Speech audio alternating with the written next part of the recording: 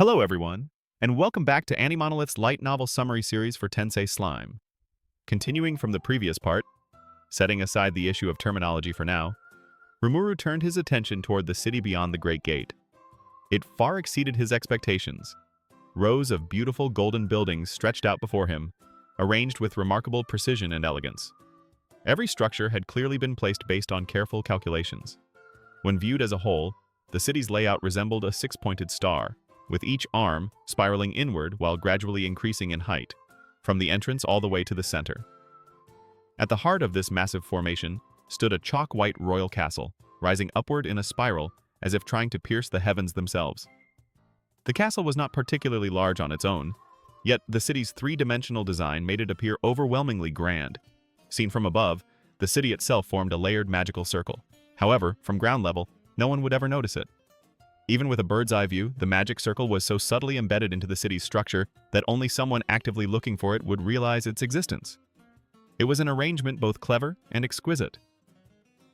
This sight reminded Rimuru of the many romantic ideas he once had about city construction. As a former construction worker, El Dorado stirred a sense of pride within him, but also frustration. He had never even considered incorporating magic circles directly into urban design. Tempest was undoubtedly a wonderful country, but Rimuru admitted that he lacked the ability to prioritize functionality to this extent. Tempest's safety relied heavily on Ramira's labyrinth, which, in truth, was more a stroke of luck than deliberate planning. Rimuru had always wanted to establish a system that maintained and protected the nation through the magical power of its citizens. Moved by these thoughts, Rimuru spoke honestly. This entire city is under the influence of an extremely powerful magic circle. All I can say is, it's amazing. There was a hint of defeat in his voice. Alrose, standing beside him, smiled brightly. Oh, you noticed?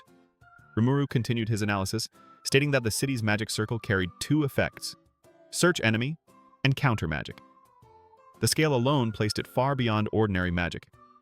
Even granting a single effect to a magic circle required immense effort, yet El Dorado seamlessly combined two, something only made possible by the city's sheer size. Unauthorized intruders would be detected instantly, while any magical attack from outside the city would be completely repelled. Even Legion-class magic, which specialized in city destruction, would be rendered useless. Hearing this, Auros laughed proudly.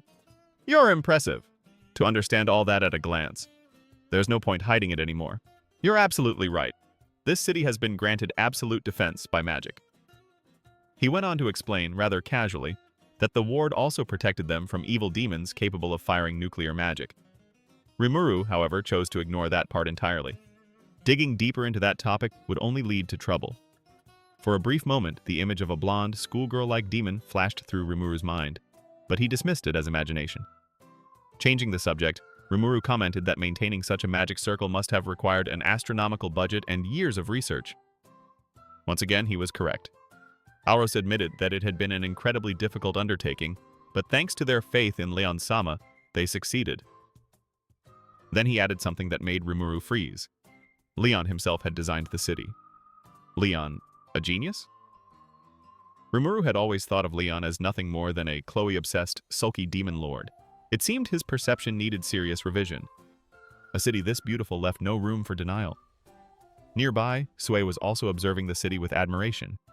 Although magic was not his specialty, he listened intently, until he suddenly spoke. Would invading from the sky be difficult? If so, perhaps underground would be the better option. Rimuru immediately realized his mistake.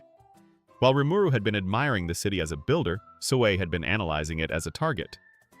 Still, that wasn't necessarily wrong. Alliances could change, after all. In any case, the fusion of city planning and magic circles was truly brilliant.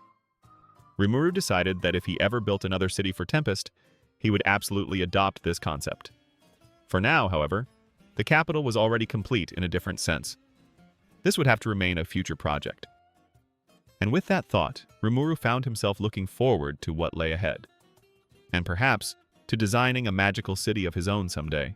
At this point, Rimuru had been walking for about 10 minutes. He passed through a glass spiral corridor, admiring the city's interior along the way. The most striking feature was the series of artificial cliffs, from which powerful waterfalls poured down continuously. The flowing water merged into carefully designed canals, forming elegant patterns throughout the city. Eventually, he he arrived at an area guarded by public knights. Beyond it was a teleportation magic circle that led directly to the royal palace. Standing there was Demon Lord Leon Cromwell himself. Rimuru was slightly surprised to see Leon dressed in a white shirt and jeans. The outfit was simple, yet it suited him perfectly. As expected of a notorious lady killer, Leon looked good no matter what he wore. With his arms crossed and his back against a pillar, he looked like a painting.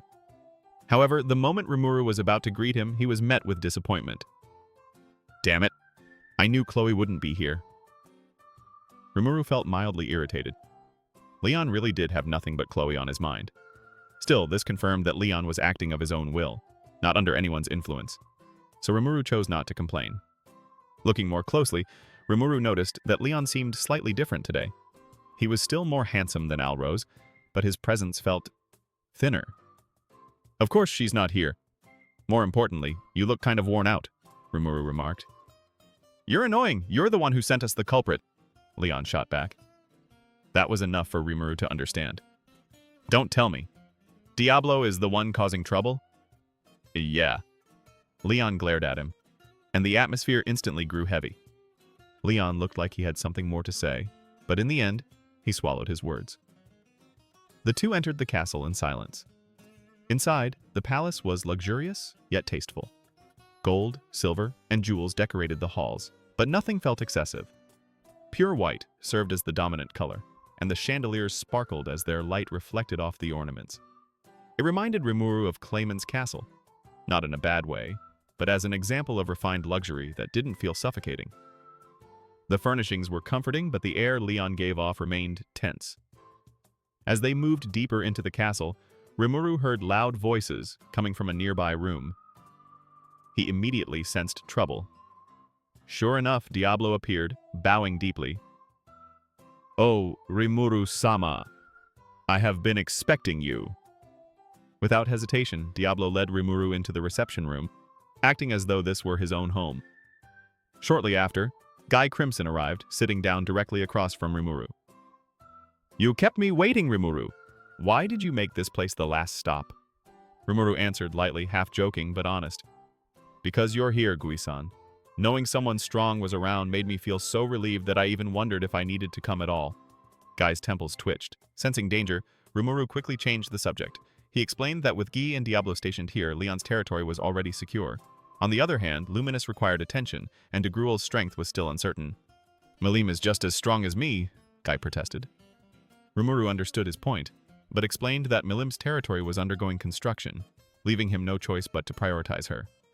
Malim was an important friend, and helping her was only natural. Shh, fine. So how are the other demon lords doing?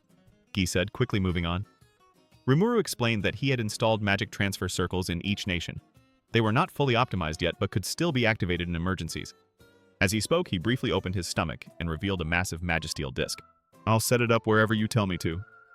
I'll show you the location later, Leon said, finally speaking up as the true master of the castle. With the logistics settled, Guy asked about Rimuru's next plans. Rimuru explained that he intended to handle the aftermath of the war with the Empire and strengthen ties with the Western nations. Humanity, after all, could not match demon lords in raw power. Rimuru's goal was to ensure they would not be caught in the crossfire and see their civilization destroyed. That was why evacuation plans and shelters were being prepared for the wider world. Guy listened, visibly surprised. You've had it rough, he admitted. Leon, however, clicked his tongue. You're even more soft-hearted than I thought. You're worrying not just about your own country, but about everyone else too. Do you think your hands are limitless? Rimuru acknowledged Leon's point. I just don't want any regrets. I'll do everything I can. If it still doesn't work, then I'll give up. Leon scoffed quietly. I've lived with nothing but regrets. Maybe that's why she chose you instead of me. There was weight in Leon's words. Rimuru understood that Leon was warning him, in his own way, not to repeat the same mistakes. Trying to lighten the mood, Rimuru laughed. Unlike you, I'm not a lowly Siscon. I'm a reasonable person who cares about the people around him, so your worries are pointless. Damn it, I'll kill you, Leon snapped. The argument quickly escalated, until Guy stepped in and put an end to it. And the video ends here. Let's follow the rest of the story in the next video. Thank you for listening, goodbye, and see you in the next video.